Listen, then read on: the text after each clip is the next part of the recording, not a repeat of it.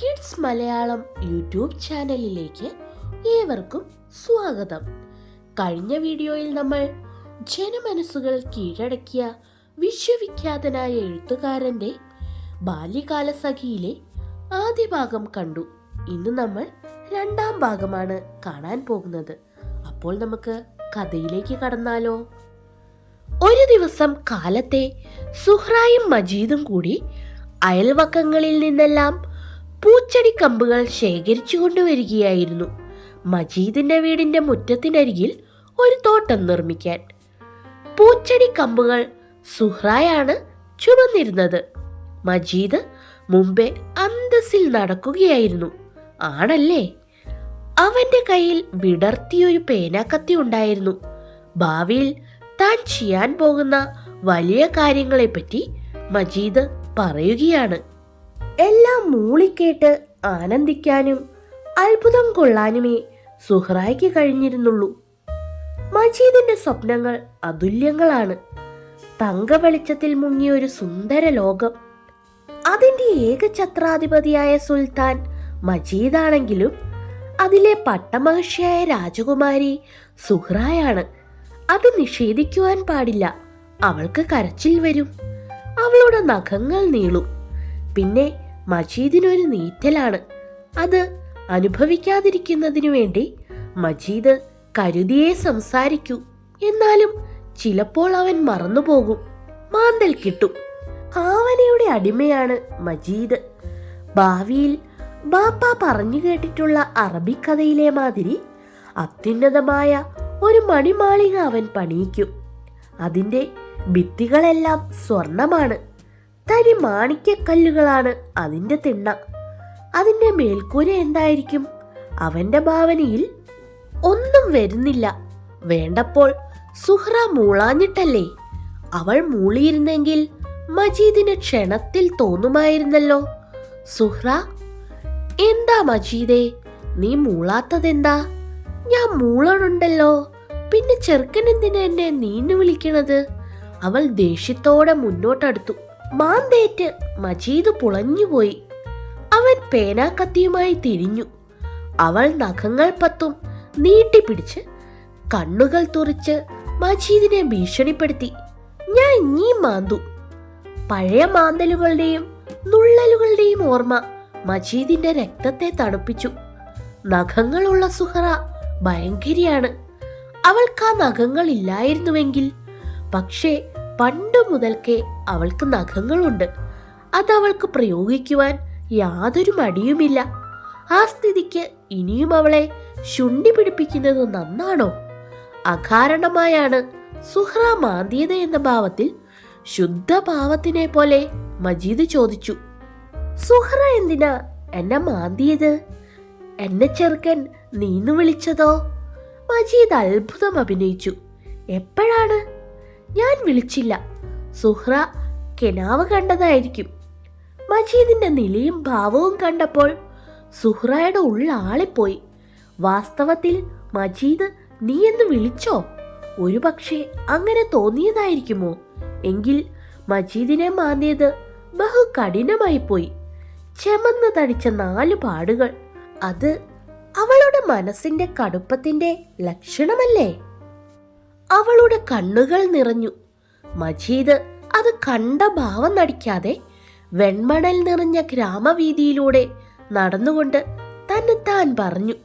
ഞാനൊന്നും ചെയ്തില്ലേലും ബാപ്പായും ഉമ്മായും ചുമ്മാ എന്നെ അടിക്കുകയും ചീത്ത പറയുകയും ചെയ്യും. പിന്നെ ചിലര് ചുമ്മാ പിച്ചയും മാന്തുകയും ചെയ്യും. വെറുതെ അവരുടെയൊക്കെ ഒരു സുഖത്തിന്. ഇനി ഞാൻ മരിച്ചു പോകുമ്പോ അവരൊക്കെ പറയുമായിരിക്കും, ആ പാവപ്പെട്ട മജീദ് ഉണ്ടായിരുന്നെങ്കിൽ ഒന്ന് പിച്ചയെങ്കിലും ചെയ്യാറുന്നെന്ന്. ഇത്രയും കഴിഞ്ഞ് മജീദ് സൂത്രത്തിൽ തിരിഞ്ഞു നോക്കി. ബേഷ്! സുഹ്റായുടെ കവളിലൂടെ കണ്ണീരിന്റെ 2 ചാലുകൾ. അവന് സന്തോഷമായി.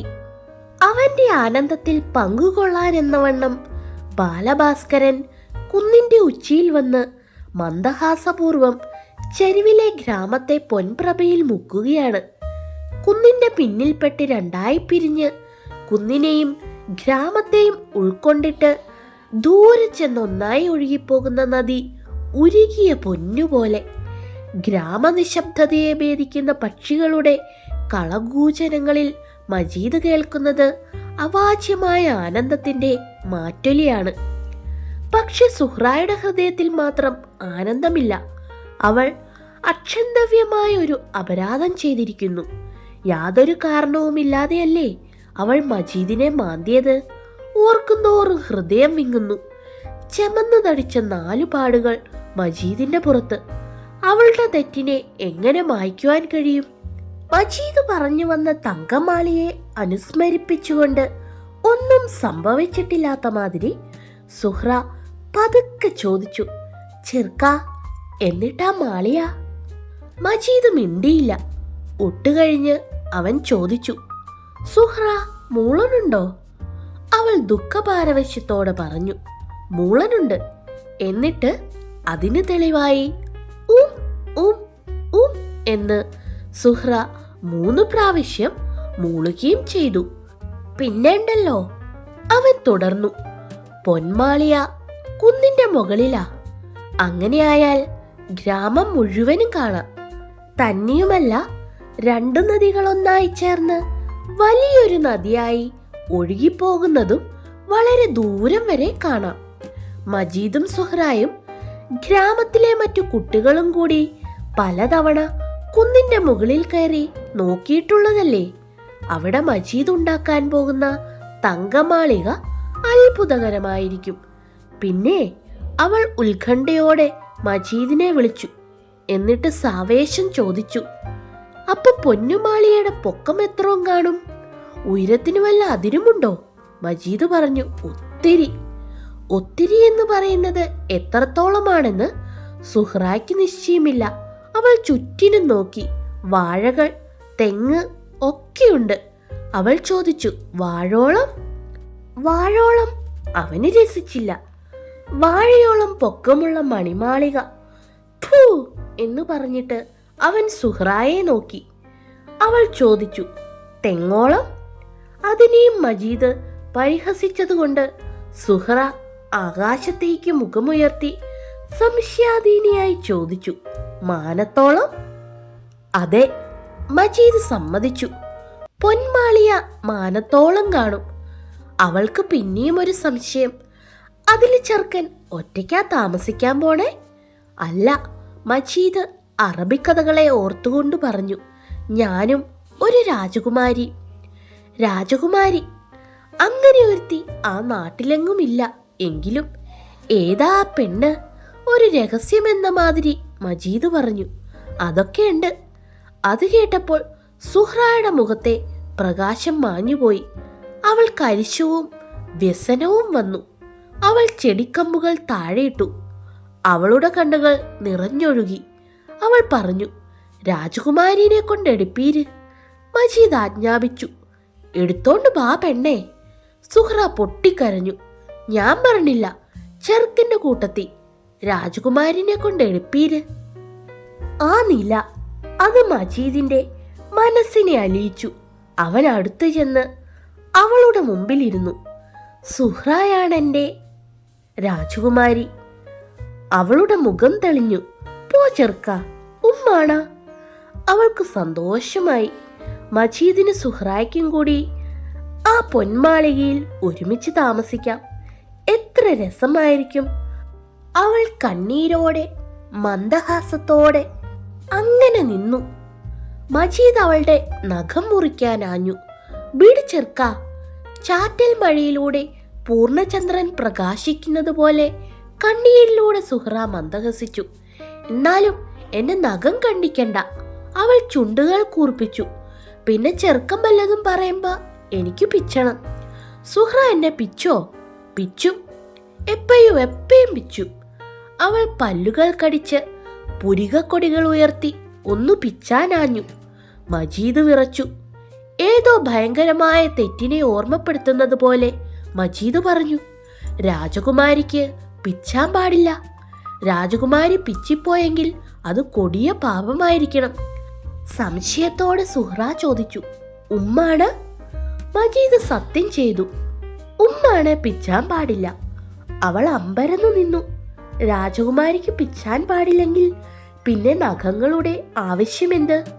ഒരു മഹാത്യാഗം ചെയ്യുന്നത് പോലെ 2 കൈയും നീട്ടി അവൾ സമ്മതം കൊടുത്തു. എന്നാ കണ്ടിച്ചുകളാ. സന്തോഷത്തോടെ മജീദ് വീണ്ടും സുഹ്റായുടെ മുമ്പിലിരുന്നു. പാര പോലെ നീണ്ടുകൂർത്ത നിന്ന നഖങ്ങൾ 10ഉം മജീദ് മുറിച്ചു കളഞ്ഞു. മജീദ് എണീറ്റു. അവർ പോയി തോട്ടം നിർമ്മിച്ചു. മജീദിന്റെ വീട്ടിലെ വിശാലമായ മുറ്റത്തിന്റെ 3 അരികുകളിലും അവൻ ചെറുകുഴികൾ തോണ്ടി. അതിൽ സുഹ്റ ഓരോ കമ്പു നാട്ടി മണ്ണിട്ട് വെള്ളമൊഴിച്ചു. 1 പിരിയൻ, 1 മഞ്ഞ, 1 കോഴിവാലൻ. അങ്ങനെ നിറഞ്ഞു. മൂലയ്ക്ക് കുഴിച്ചു വെച്ചത് ഒരു ചെമ്പരത്തിക്കമ്പാണ്. സുഹ്റ അത് വയ്ക്കുമ്പോൾ അതിലൊരു ചെമന്ന പൂവുണ്ടായിരുന്നു. ദിവസവും രാവിലെ സുഹ്റ മജീദിന്റെ വീട്ടിൽ ചെന്ന് ചെടികൾക്ക് വെള്ളമൊഴിക്കും.